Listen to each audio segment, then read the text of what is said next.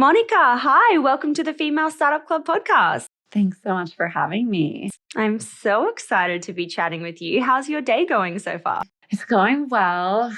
There's a little stress happening in the biz right now. We just hit an out of stock period and we've have a delayed inventory shipment. So lots of customer service tickets right now. I did see it was out of stock. I did see that. Damn. So how long until it gets back into stock? It'll ship this week from our manufacturer to our 3PL. So we're like in a good position. We can fulfill our subscriber orders with our sample packs that we still have. So it's just a lot of like product swapping on the back end and making sure subscribers know that things are coming and just logistics. It's a little bit of a nightmare. Can you turn it into a marketing campaign of like pre-orders are open, like we've been selling out, blah, blah, blah, or... Yeah, we're working towards that. Our product is getting a little bit of a format update.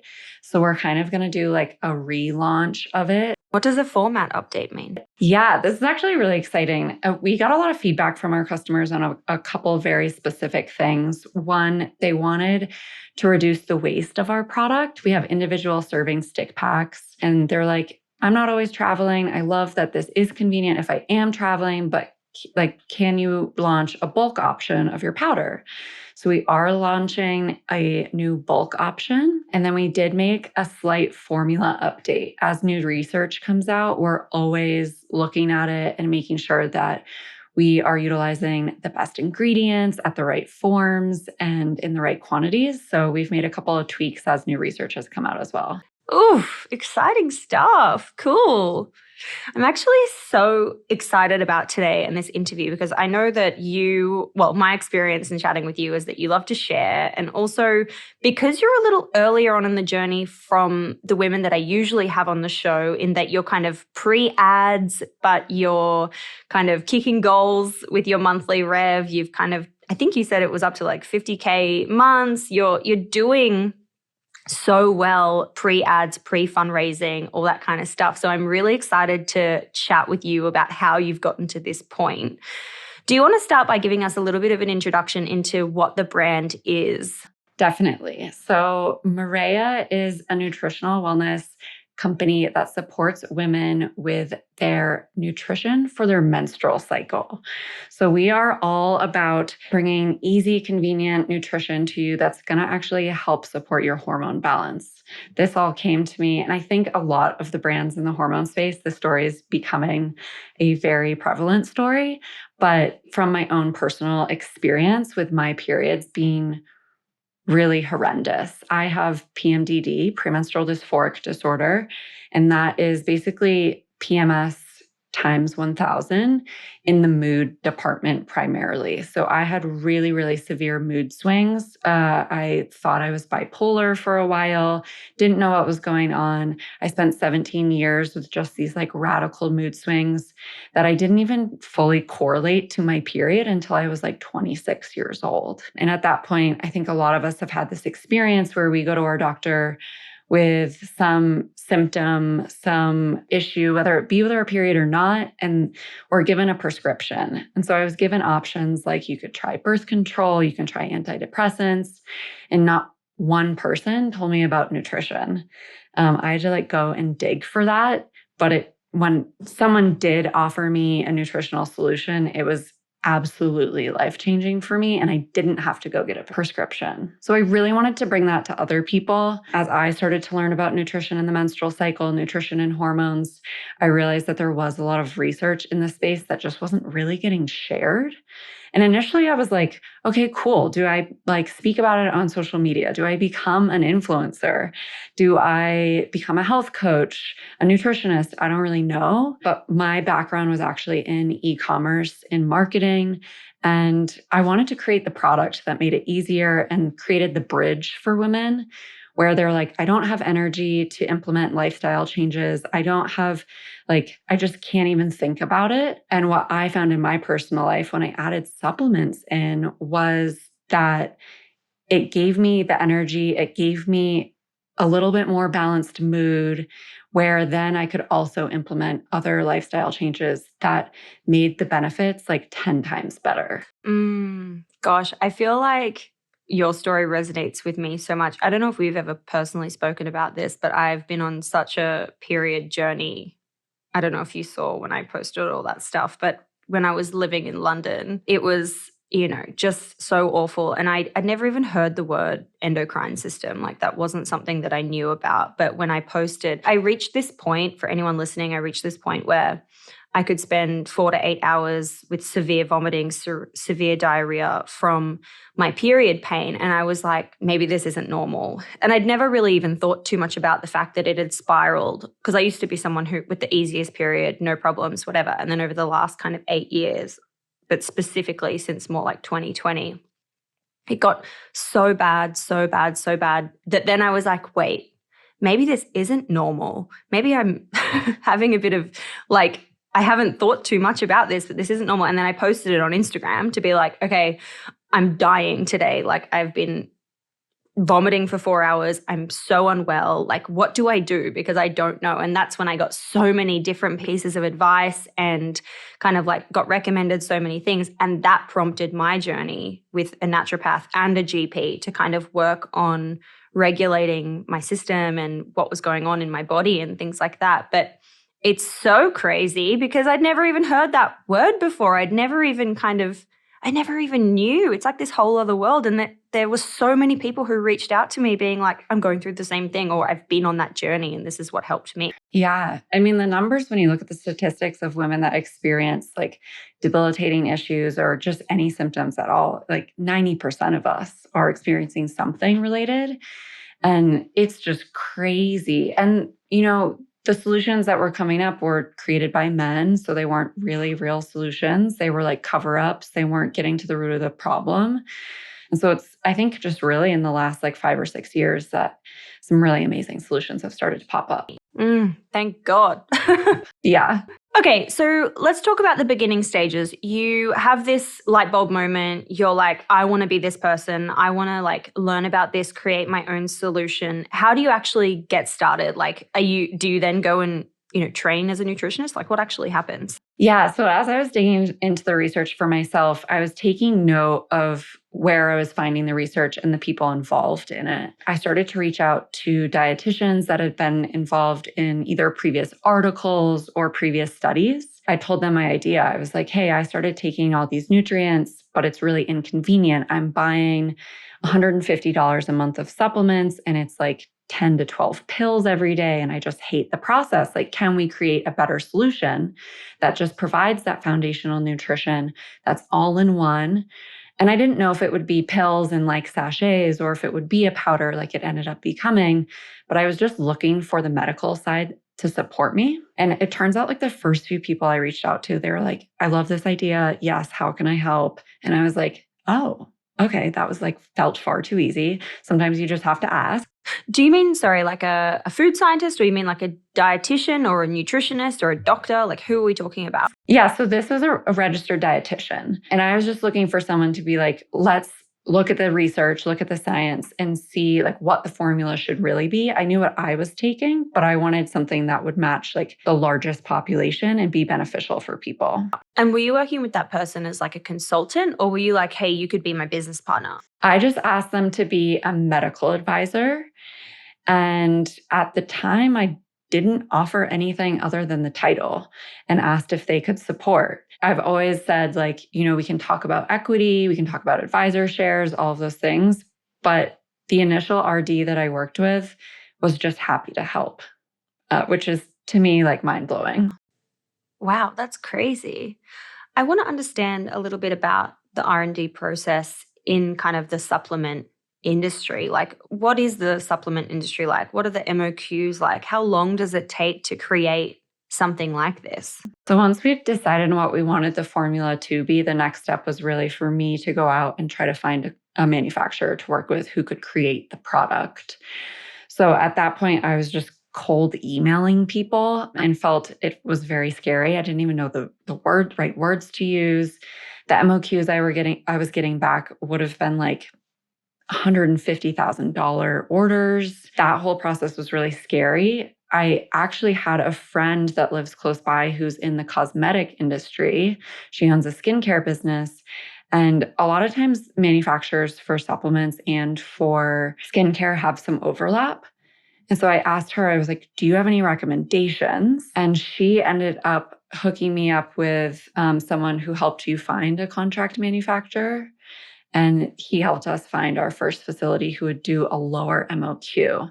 At that time, that the cost of that was still like $80,000. And so I was like, well, like I know what I need for my first run of product. Wow. And so $80,000, how many units is that? Like, were you being like, okay, let's get 10,000 units? It was 5,000 units. 5,000. Wow. Yeah. So still a really big kind of first, batch of products. What were you thinking in terms of like how confident did you feel that you would be able to sell that based on your experience coming out of working in e-commerce? I was confident, and I think a little bit like blindly confident, that early stage where you're like, of course, like the naivety that pushes you forward. It's just going to work. Like, sure, 5,000, that's easy. Great. Yeah, let's do it. Like, I'm not going to do this. I think when I look back on it, my eagerness probably got in the way a little bit. I probably could have done more due diligence and found someone who would be willing to do even lower MOQs. But as soon as I found someone who like said yes, and I was comfortable with their facility, I went and visited. I was just like, I just need to move forward. I need to keep going. So I said yes and went with it. And so just to paint the picture, are you working full-time at this point? Yes.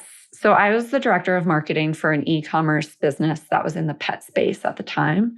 And I was still working full-time there up until January 2021. And so you have the order for $80,000, but then there's also kind of like launch capital, website, blah, blah, blah. What do you think all in you spent around getting the brand to launch? It was about, I'd say like 100K. Mm-hmm. And I read, I think like at some point you got a grant maybe, or you like some kind of local thing that was able to help you in that early phase. Can we talk about kind of like that time of funding the business, getting this grant, and like how it all kind of played together? Yeah. So once I knew what the cost of our first run was, my next kind of action point was figuring out where the money was going to come from. I was not sitting on a pile of cash. Right. Okay. My husband and I were in the middle of renovating our house. We'd just bought our first house in 2017. We had a mortgage, like all of these things. I had to find money. It wasn't necessarily my money. And I was so lucky that there is quite a startup community where I live, even though I live in a very small town in Wyoming. And there was a state grant happening where they were giving companies with high growth potential $50,000 grants. No equity attached to it, like no attachment. It was just the money. And so I had applied 3 times before I got it. And I just committed. I was like, I'm going to get this money. I don't care. The board that I was pitching to every time I pitched was 5 men from Wyoming, like cowboys. Like they're like, what are you talking about? And finally, the last time I pitched to them, I was like, I'm getting it this time. Like, I was just like, are you all married? And they were like, yes. I was like, do any of you have daughters? And they were like, yes. And I was like, okay, you know what I'm talking about. And they were like, yes. And I was like, and half of the population are women who like 90% of them experience something like this. And I was like, there is high growth potential for this business. And finally they were like I got awarded the grant. I remember the day, it was like May 2019. And I was sitting in my husband's truck and I just like started screaming. I was so excited. I mean, I feel excited for you in this moment. That's so cool. Wow. I love that. And so this obviously played a big part in that first order and that startup capital. The really early phase. Okay, cool. So what happens? How do you launch the brand? So that was May 2019. I was like, I have capital. I didn't actually receive the capital until September. So I was kind of like going through the process of like figuring out how to receive the capital. At the same time, we were working on branding so that I knew like going into manufacturing the product, we had packaging and all of that ready to go. And around like November, we had placed our order and we're ready to move forward. And the manufacturing process, it always takes longer, especially for your first order with a new facility, than you ever expect. And we started to drag into getting close to the Chinese New Year, and we were ordering our packaging, just our boxes, from China. And all of a sudden, COVID happened. The manufacturing plant that we were getting our boxes from just didn't come back from the Chinese New Year because of COVID. And so we were like, oh, crap. So we had to really quickly pivot to find someone in the US who could do our boxes. And we didn't end up getting product until like mid-year 2020 because there was just so many delays. It was the beginning of COVID. Everything was going crazy. So when we thought we'd be launching January 2020, we didn't launch until July 2020. Wow. Oh my gosh. And it was also like, I was working full time, right?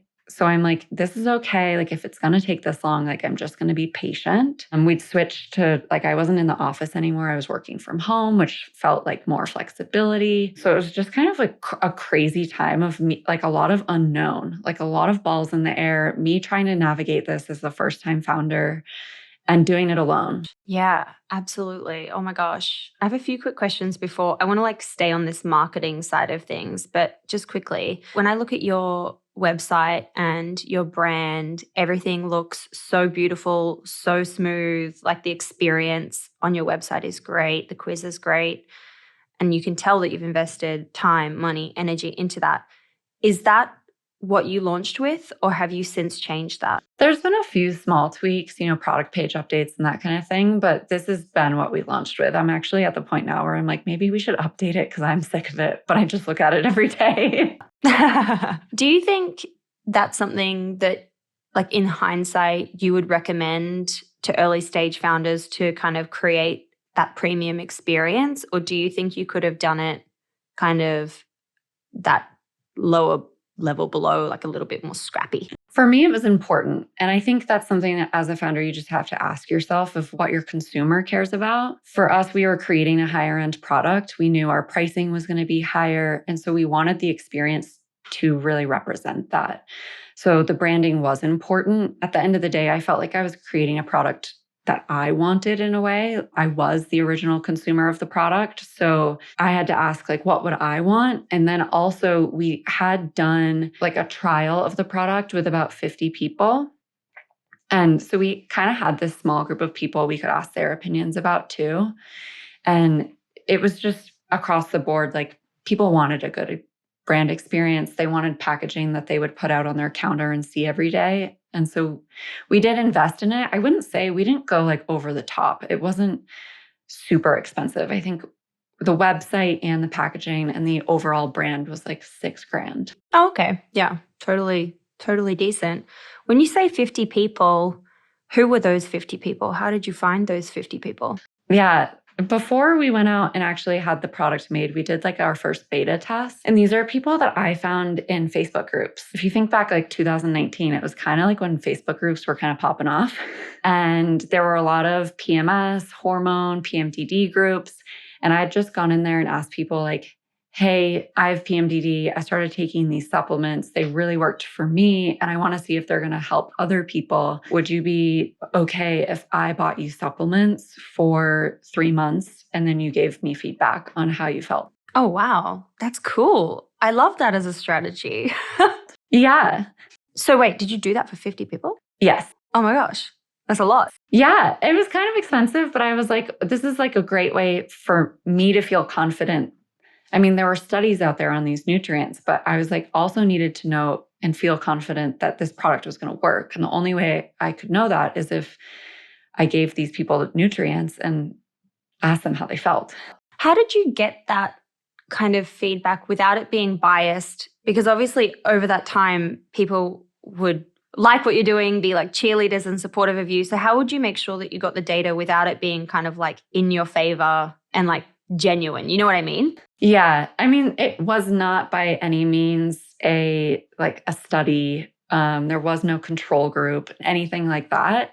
So I don't know that I did control for biases. It was truly just like they had no reason not to say, or like not to say that it wasn't working. So I don't know that I have a great answer, but 80% of those people saw symptom improvement. And for me, I was like, okay, I want to keep going.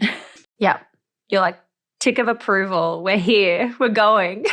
Love it. That's so cool. I love that. So it's like July 2020, you're ready to launch. Are you doing anything in the lead up to launch? Yeah. So a lot of my strategy leading up to launch, we'd started some of our like social media channels. I mean, at the time it was mostly just Instagram. TikTok wasn't really on the scene yet. I had done a lot of PR outreach. And this was just very scrappy, me reaching out. I had found a bunch of articles of similar brands, similar like founder story-ish, and just like hunted high and low for email addresses of the writers. And Forbes picked us up in July. And that was how we got our first 100 subscribers. Oh my gosh. Wow. That's cool. Like, as in paying subscribers of the product. Yeah. Wow. Cool. And then you launch, you have 5,000 units. What are you doing? Like, what are you doing every day after work, before work? Like, what's your process as a full-time worker and founder? The biggest thing for us early on and like continuing today has been our practitioner outreach. So it's really about reaching out to health coaches, nutritionists, dietitians, even like OB offices, so doctors' offices, and just letting them know what we're doing and inviting them into our affiliate program ultimately. So doctors' offices, not as much. That's more just like sending samples and info cards that they can have for their patients and trying to educate doctors on the importance of nutrition. And then on the nutritionist dietitian side, health coaches, we were really looking at their like what we call our influencers, if you will. And so even micro, like if they have 1,000 followers, but they are a health coach and that's like their business, we're like, this product can be a great foundational multivitamin for your product. Like we'd send them samples. We'd try to get them on board with promoting it within their client base and within their communities. And that's been a really, really great program for us to date, even. What kind of commission structure do you pay them per sale? Yeah, so we have 2 different programs in our affiliate, 2 different tiers. So we call this practitioner program our pro tier, and they get 35%. So they can offer 15% to their clientele and they receive 35%. So that first purchase, we're really thinking of that as like our advertising budget, right?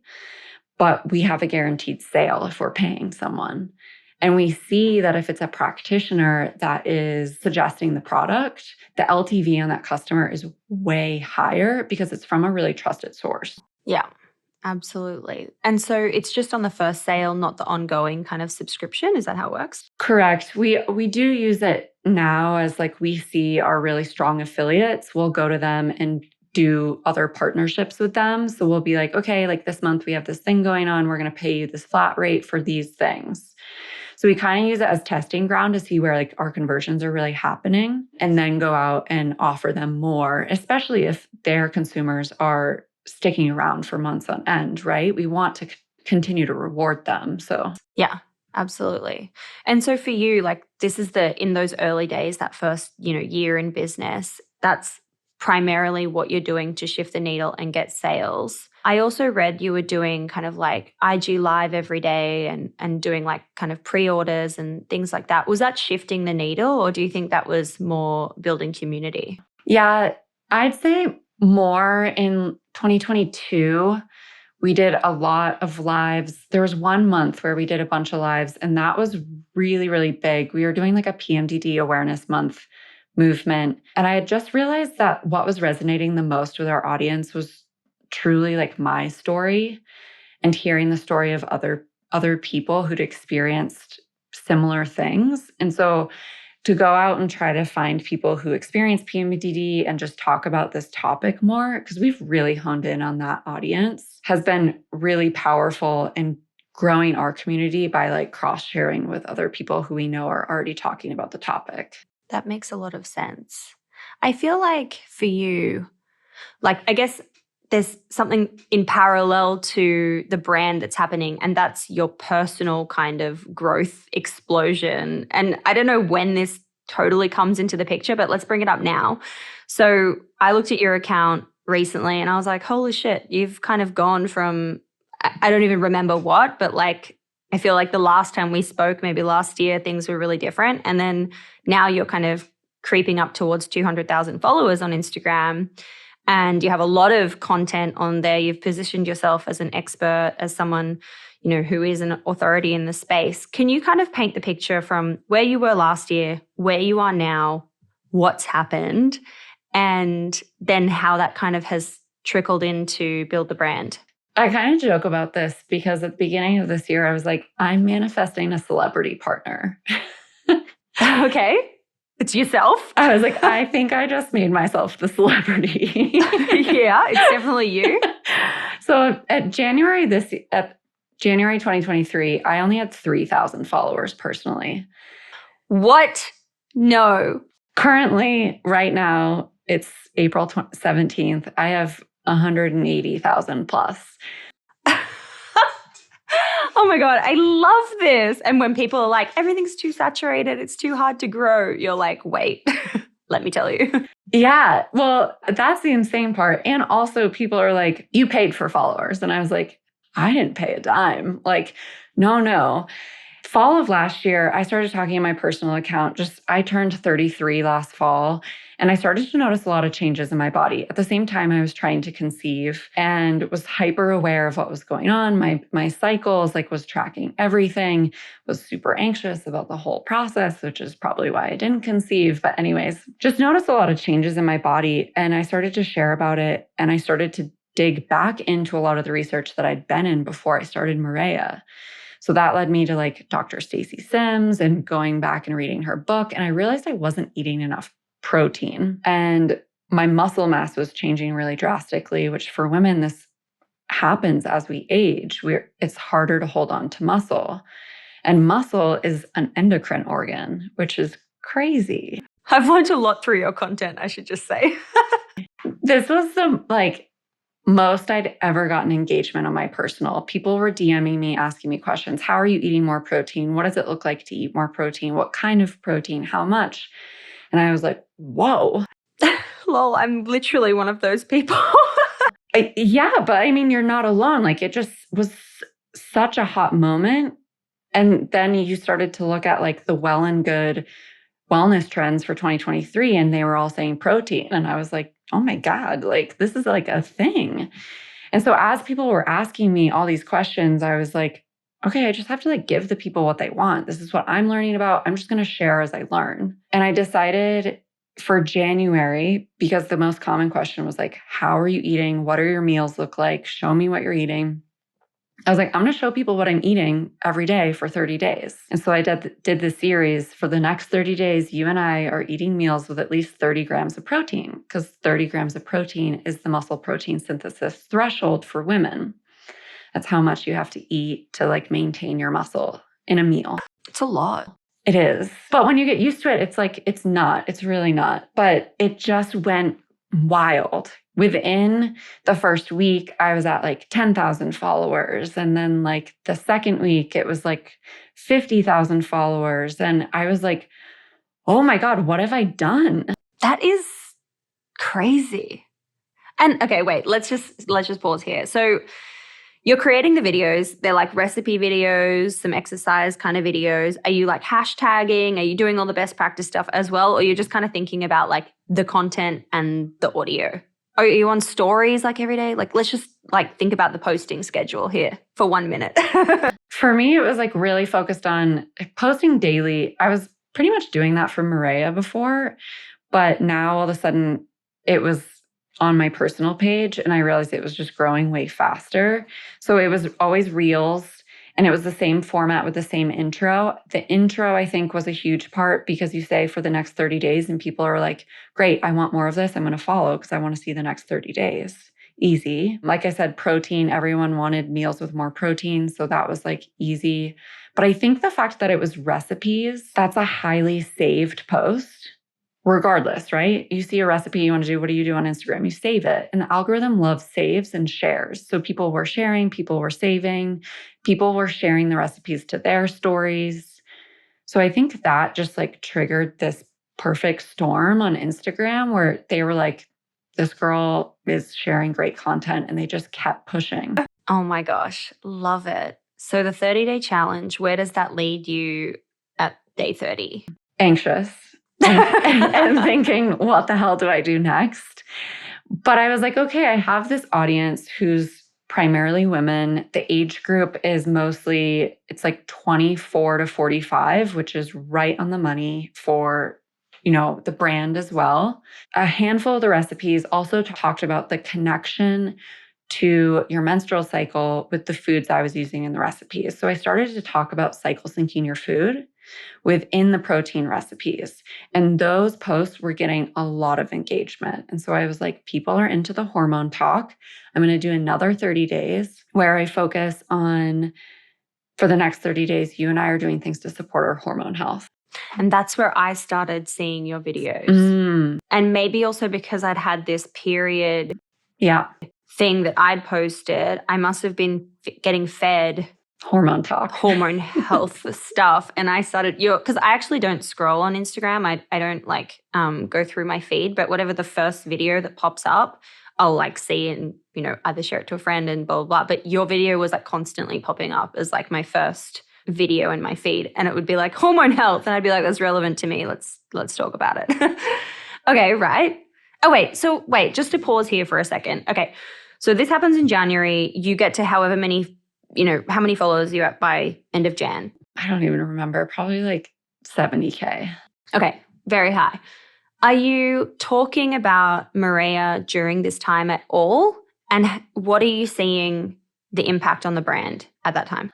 Yeah, so in my stories, I was like just sharing my life. And part of my everyday life is drinking the Marea PMS elixir, which is a drinkable multivitamin. So I'd share that and I'd get questions. People would be like, what is this? Like, what does it do? Whatever. And I'd do like the screenshot, like show the question, answer the question kind of thing on stories. And was starting to notice some traction and some crossover. So in my mind, I'm kind of like, okay, great. I need to keep integrating this. One, like it's going to be great for the brand. And two, it's very authentic to my story. I started to talk about it and integrate it for sure. As the hormone month went on, it was very natural. Every day wasn't going to be about Marea. I think there was 1 or 2 days that it was incorporated into a recipe or a smoothie or a Sleepy Girl cocktail. And that was when I started posting the Sleepy Girl cocktail, which is our product, and tart cherry juice. And I also would post my Whoop data. So my sleep data off of my Whoop after taking that for a night. And it is insane, the deep sleep that I get after I drink this. And so people could see, it wasn't, artificial. It was truly my sleep data. The nights that I took that was insane. And everyone was like, what is the Sleepy Girl mocktail? I need to know more. How do I do this? And I was like, okay, I want to get our sample packs into these people's hands. And so I just went on stories. It was literally, I think 10:30 at night. I was going to bed. I just mixed up my Sleepy Girl mocktail. And I was like, if you order in the next 48 hours, I'm going to refund. Initially, I said 5 orders in the next 48 hours of our sample packs. And all of a sudden, we just started getting so many sample pack orders. And I was like, oh. And I was like, I didn't even say I was going to it wasn't free. People were still paying for it. I was like, use this code because I wanted to know who'd seen it. And so there was a specific code that got them 10% off. We got over 100 orders in 48 hours for our sample pack. Sometime in the next 24 hours, I was like, I'm upping it. I'm going to refund 10 orders. And it went off again. And I was like, oh my God. And the conversion rate, I don't know the conversion rate exactly from sample packs to subscribers, but so many of those people have now subscribed and they're in my DMs being like, I love this product. I use it every day. I'm so glad I found you. It's helping my sleep. It's helping my energy. I love it so much. And I'm like, whoa, that was so cool. The power of social media still blows my mind. And it's also really interesting to see that, we're all out here being like, it's TikTok, it's TikTok, it's TikTok. But for you, it's actually been Instagram in such a big way. I mean, you are also on TikTok. Yeah. So this whole time I cross-posted. I actually would post on TikTok and make the content on TikTok and then download it without the watermark and post it on Instagram. Simultaneously, I was also posting on YouTube Shorts. So I syndicated across all three. TikTok audience is up to like 70K. And then YouTube audience just from Shorts is at like over 700 subscribers. Oh, wow. That's so cool. Oh my gosh. So in your day, here's a few questions. Hang on. How big is your team? Is it just you? It's just me. I do a lot of outsourcing. So I have several VAs that I work with. I, of course, read the 4-Hour Work Week like 6 years ago and was like, yeah, I'm going to outsource my entire life. So I work with a lot of virtual assistants. I outsource a lot of things that don't light me up, but day to day, it's really just me. Wow, goodness. Okay. And how long do you spend creating content? And like, when does that fit into your flow? Because obviously now that's such a big priority for you and it works. So what does your kind of like day to day look like? I wish I had more of a flow. I wouldn't say that it's the most organized. It's like organized chaos. The amazing thing about the audience that I've created is they really like things that I do every day anyway. So the food I cook, they want to know about. So it's really easy for me to be like, okay, I'm just going to record what I'm making for dinner tonight. And then I'll just throw it together while I'm sitting on the couch at the end of the day. Other content that people are really liking is voiceover from podcasts I listen to. If I'm listening to a podcast and there's a quote or a moment in the recording where I'm like, whoa, mind blowing, everyone needs to know this fact, I'll just record the voiceover and then use video behind it. And so the content that I'm creating, it's not really time consuming, I would say. So I probably spend like maybe an hour every day doing personal content. And to me, I've always just really liked content creation. I have a creative brain. I used to work in production. I really like that stuff. So it's like kind of a hobby. And then like stories and stuff, it's not planned. It's literally just like, here's what I'm doing today. Welcome to my life. Here's what I'm up to. What I love about your story is like, you've really gotten to this point of like, you've totally proven the concept, you've proven the product. I feel like I hear so many founders who are like, okay, I launched my brand. I'm going to hire an agency and run ads. And I'm like, no, wait, no. That's painful to hear. Like there's so much work to be done before you jump into ads. And you're the perfect example of someone who has slowly been chipping away at what works. And then you've kind of hit the nail on the head with the organic content stuff, which is like what we're all talking about. You need to be kind of narrowing down your storytelling skill set to get yourself to that point. I'm wondering for you, like, what is your mindset around scaling? Because now it seems like you're ready to kind of take it to that next level. And for you, is that ads? Is it more of a retail play? Is it partnerships? Is it, I don't know what, something else? Yeah, I wish I had a super concrete answer for you. It's so challenging. And like you said, it's been like a slow grind. We're bootstrapped, going to remain bootstrapped. But for us, we do have a couple of channels that work really well. We do paid search, and that is profitable for us. Again, we always have to focus on profitability because we're always looking to our next inventory purchase. And as a bootstrap brand, like you have to be purchasing that inventory with cash. So we just have to be kind of piling that away. And we can't be throwing money at channels that aren't profitable. We've tried Facebook advertising 3 times, and it just was not a situation where we would be able to make an inventory purchase again. Right. Do you mean like with an agency or you mean yourself? We tried with an agency once last fall. It was a terrible experience. I think we'll continue to try and test Facebook advertising. We have a really good LTV. It's important to us that we do scale and that we can hit our growth levers a little bit. I'm going to continue to lean on my audience and continue to kind of utilize that. I think also from my audience, it has allowed me a lot more connections to other people with larger audiences. So starting to think about some larger partnerships for sure. And then also we have a couple new products that I think are going to be really expansive and exciting. One is going to grow our existing customer revenue. And two, I think it'll bring in a lot of new people, especially a lot of people in my audience. And the amazing part about the products that we're creating right now is I'm bringing my audience along for the journey of the creation and really creating what they want and listening to them. So I think that part of that will be just create like a really high conversion rate with what I've created. And will create a lot of growth for us because then all of a sudden we'll have higher AOVs and allow us a lot more to try to then continue to figure out what's next. Yeah, absolutely. So for you, you said a moment ago, you're bootstrapped, you don't have any plans to raise, or that's not kind of like on your mind at the moment. How are you approaching capital and the working capital piece of an e-commerce business? We know it takes a lot of money. You've already said, it was an $80,000 upfront order, blah, blah, blah, blah, blah. Now you've got multiple SKUs, you're launching new products. There's a lot going on here.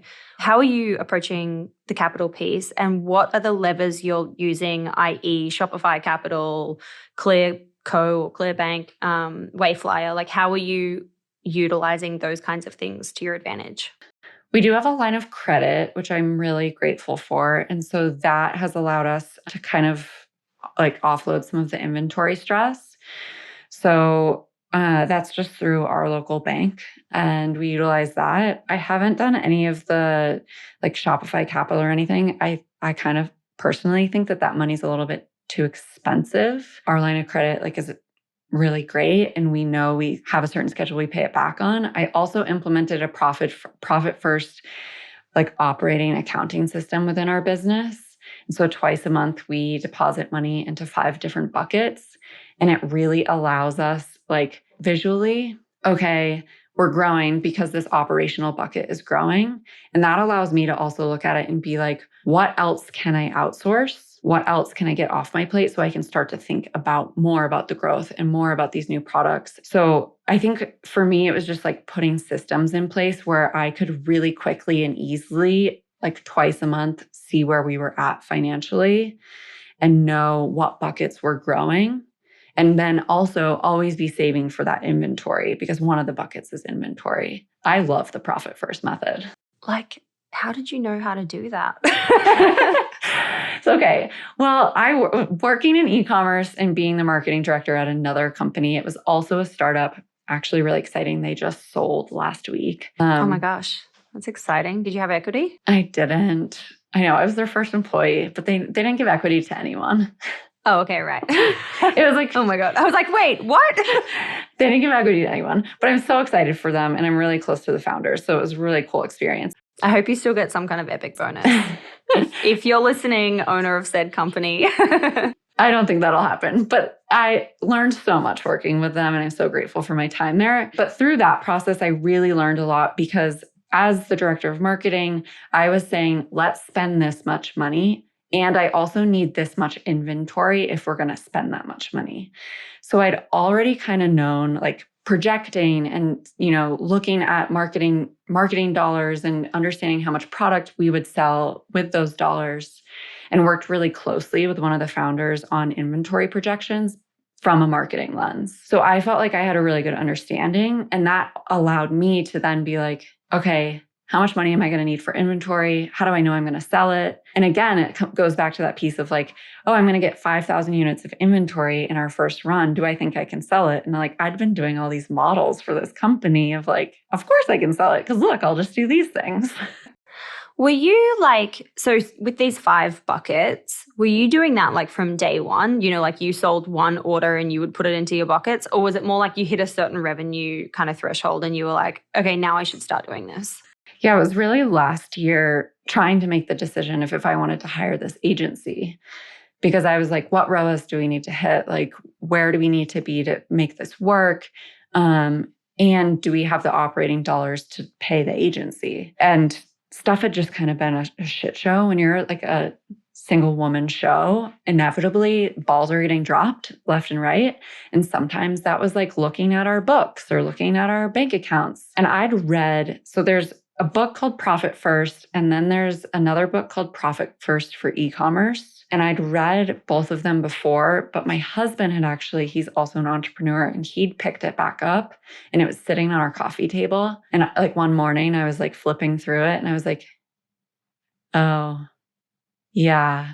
Like I have no even idea what's going on or how the money's getting allocated right now because I'm just making decisions on the fly. So it was like last year that I really implemented this and was like, I need to get very strategic about saving and knowing how much we have coming in and how much we can push out. Gosh, yeah, I'm going to check that book out. It sounds great. What is your key piece of advice that you like to share for other small business founders who are in the early stages of building their businesses? Okay, I have two things. One, talk to your customers. So if you're like pre-launch, talk to as many people as you can that you think are in your ideal audience and just ask them as many questions as you can. And then once you start selling product, have one-on-one conversations with your customers. I still, to this day, everyone who's made 3 purchases with us gets an email to my Calendly and can sign up for 15 minutes with me. And I have one-on-one conversations with our customers all the time. Oh my God, I love that. That's great. So just talk to your customers or potential customers and ask them everything you can possibly think of. I'm going to start doing that today. DM me on Twitter and I'll send you the questions I ask. Shout out to Caitlin Burgoyne for her Clarity Call cheat sheets because that's where I learned it all from. Oh my God, please send it to me. And then number 2 is I think just remember that you don't have to do it how everyone else has done it. I thought that I would raise. I thought that I would be scaling really quickly and spending money on Facebook ads. And it turns out like I'm not doing that. The business is still profitable. Are we exploding as fast as like the people we're reading about in Forbes or hearing on podcasts? Like, no, we're not, but it's still working. And I'm going to stay lean and scrappy for as long as I can. And I'm just doing it different. And you can too. I love that. That is such great advice. And I also think like I've been having conversations with founders, and in 2023, some founders that I've spoken to are like, yeah, I've turned off ads and realized that we're still profitable and it didn't make a difference. Like, you can be building a brand in 2023 without that playbook, as long as you're focusing on the content piece, authenticity, storytelling, founder, on the camera, talking about the stories, the journey, 100%. That feels like the playbook that's really working at the moment for also sustainable long-term success versus like crazy hockey stick growth and then run out of cash, close tomorrow.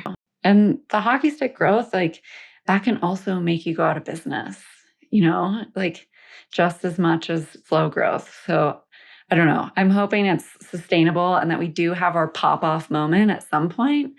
But it's also like being a first-time founder, I'm like, I'm learning so much. And I think if we grew really quickly, I would freak out. Gosh, I have loved this chat. This was so informative, and I feel like our audience is going to get so much out of it. Before we wrap up, we ask a series of 6 quick questions. Some of them we might have already asked, but we ask them all the same because it goes into part 2 of the episode. So question number 1 is, what's your why? Why do you wake up every day and build this business? Gosh. Truly because I know what it's like to feel completely out of control and like you have to just deal with these symptoms and this roller coaster that women are on. And I really just want women to know that although it's common, it's not normal. And we can find like a neutral ground. So to give women their life back. Love that. Speaks directly to me. Question number 2 is, what's been your favorite marketing moment so far? I think our Forbes article, I just always dreamed of being in Forbes. And then all of a sudden my face was on their website. And it was the month we launched. It just felt like it really made it real. Any tips in your like outreach, cold outreach to that woman? I couldn't find her email address. And so I found her personal Instagram and just started to comment on things, but not in a like, I don't know. I guess there was a hidden agenda. I mean, of course, there's like always is in some ways, but she had a golden retriever dog. I have a golden retriever. And I was like, your dog's cute. Like, I just like tried to become this woman's friend. And she saw in my profile that I was the founder of a company and was like, your company looks so cool. Can I write an article about you? Oh my gosh, the dream. I love that. Like Instagram, like, thank you, Instagram. I think the other thing with like that kind of Instagram, dropping into someone's DMs, it is relationship building. So like you're kind of going there. Yes, you have this kind of idea in mind, but also you're giving yourself the chance to connect with someone. And if they want to connect with you back, like great, magic can happen. And if not, great, like move on next versus like the direct sales pitch email. I think too, I've had to think about from the perspective of going at it with the right energy of, okay, like again, revisiting my why am I doing this? And it's like, I want to connect with more women. I want to help more women. And by building my community with people who are going to help me spread this message, I'm going to be able to do that. So it's just like, I had to change my perspective a lot in this journey of not feeling salesy or icky. And it all came back to like constantly revisiting that I created this product for good purpose. I love that. Question number 3 is, what's your go-to business resource when it comes to things like a podcast or a newsletter or a book that you've read that's really valuable to you? Probably the book Traction. Really love that book. And even though I'm like a one-woman show, the EOS system and the whole like traction model is something that I 100% want to have as our team grows. What is EOS system? Employee operating system. So Traction like has this whole like business model about how you set quarterly rocks and prioritize things and really like only look at chunks of time and certain priorities in that time. I think as a one-woman show, it like becomes more complicated, but it is good for me to kind of think about like, okay, what do I want to achieve in the next quarter? And then when I'm looking at my daily priorities, I can kind of see like, where am I getting distracted? How many like priorities or goals would you give yourself? Like, are you like, here's what I want to be on Instagram and here's how many sales and here's this new channel? Or is it more like one kind of overarching goal? I always do 3 business goals and 3 personal goals. It's getting gray for sure. I mean, right? Like my personal growth is helping the business. So is that a business goal, whatever? But I still kind of separate them. And so you'll give yourself that per quarter. Mm-hmm. Got it. Cool. Love that. I'm going to check that out. That sounds great. I need that. Question number 4 is, how do you win the day? What are your AM or PM rituals and habits that keep you feeling happy and successful and motivated?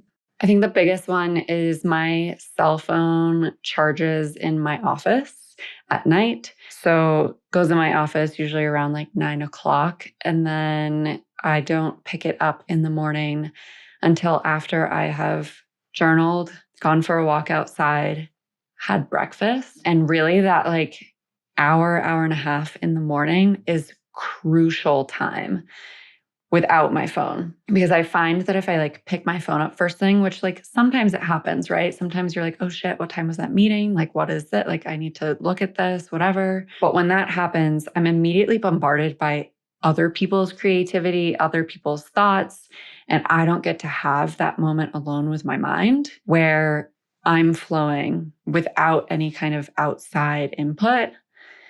So I think like that is the biggest thing for me, is just a block of time where my phone is not near me. And at night when I go to bed, it's like I read in bed, and it's not a business book. I've stopped reading business books in bed. I love business books, but I read them in the morning. And at night, it's like a really shitty beach read that's just entertaining. And like I go to bed and have weird dreams about the book. Like, Same. I'm like a holiday reader, but like on a daily basis. I like to like read for pleasure. Emily Henry is like my homegirl. Like, oh, I don't know who she is. I think it's Emily Henry. She wrote like Beach Read and Book Lovers, and like they're just so good. She just came out with a new one. I can't wait to download it. Oh my gosh, I've read so many good books lately. Like yesterday, I actually just finished. Do you know what the problem that I have though is? This is getting a little off track here, but the problem that I have is I get too involved in the book. So instead of it winding me down, it winds me up. And I'll spend like, last night I wouldn't dare look at my phone, but I ended up finishing this huge book and started a new one. And I reckon I'm like halfway through. I just couldn't my brain was just too much. But yeah. Anyway, I read this really good book lately. That happens to me too. I'm like, oh no, it's 11:30 and I just read 200 pages. Yeah. I was in bed by 8:00, but I reckon I went to bed at like a ridiculous hour. Still better than like scrolling on my phone. Still better. True. And the phone addiction is so real. Question number 5. Where are we up to? Yes, 5. What has been your worst money mistake and how much did it cost you? Actually, it just happened. So the reason that our inventory is late, and I'll have to add you to close friends on Instagram because I share like behind the scenes business stuff on my close friends on Instagram. But oh my God, please do. We got an email about 2 weeks ago from our manufacturer saying we received your packaging and our legal team has disapproved it because it is not the approved packaging that we approved for print. I got this email and I immediately was just sweating. I was like, oh my God, what happened? So it was just a mix up with our designer sending a different format of the files to the printer that they'd requested, but it was not the final version. And then the non-final version got printed onto everything. Yeah. And that's what our manufacturer received. Luckily, it was really small, like 2 words, but it happened to be 2 words of trademarked ingredients. So I'm really grateful. Like in this moment, I was like, I freaked out for a minute. I wanted to get mad at our designer, but I was like, it's really on me. I didn't double check what she sent. I just said, send it. And I'm really grateful that our manufacturer is such a good partner that they caught it, right? Like they're really looking at the details because we've gone through our fair share of manufacturers and some of the previous ones would not have caught this. So I'm just like, thank you. Like, this is a lesson. Wait, what would have happened if it wasn't caught? What does that mean? As in if it went on shelf or something? It would have been fine. They're actually going to use the bags. They agreed to let it go this time. They had to contact the companies where we have the trademarked ingredient from and just make sure that even though it wasn't the exact wording that they wanted, that it was still okay. It wasn't even a huge mistake. It would have been a $5,000 mistake. Still, $5,000 is $5,000. But it was just a moment of chaos in my brain. Yeah. Yeah. I can appreciate that. I can so appreciate that. And I guess for you as well, it's a good I guess a lesson of, okay, here's how I need to act, be, do from here. Yeah. And be grateful for the partners who are catching the mistakes. Yeah, absolutely. Question 6, last question. What is just a crazy story, good or bad, from building your business? Oh my God. I think this has been the craziest thing so far is just how deep your connections end up going. I've actually, when I said I was manifesting a celebrity partner, I've been really honing in on one person. And I thought this was going to be the year. Who knows? It might still be. But Caitlin Bristow, who's a bachelorette girl, has a massive audience. And her agent has allowed me to send her product before. And then one of my close friends met her at a wedding and he was like, oh, you have, she was talking about her period. She's like, oh, you have PMDD. My friend also has PMDD and started this company. And I've sent her product again now directly to her house, not through her agent. And I just feel those moments where you're like, oh my God, is this going to happen? Is Kim Kardashian going to share my product? It truly is 2 degrees of separation. And I feel now with social media, it's less than that. Mm-hmm. And I just never thought that I'd be in circles with some of these people. And starting to feel like it's much more a reality now. I think like that has been like the biggest thing for me, where I'm like, I live in Wyoming in the middle of nowhere, America. And like somehow I'm making connections with all of these people. That is so cool. This is your year. This is going to be the year. I mean, also you manifested it for yourself, and I love that for you, but like, this is your year. There's going to be more. Yeah, I feel it. I'm really excited. And the customer feedback in our community, like everything that they're bringing back to us and just saying how much of an impact the product is having, I feel like that has given me like the most. I'm like, it's happening. It's happening. It's happening. It's happening slowly, but it's happening. One day you're going to look back and be like, I thought everything was moving slow and now it's really fast. I already say that today. I mean, just like the last 3 months has been a whirlwind. I bet. This was so great. I am so grateful for your time. I know we went a little bit over. This was just such a great conversation. I'm such the cheerleader for what you're doing. This was so cool. Thank you so much. Thanks so much for having me.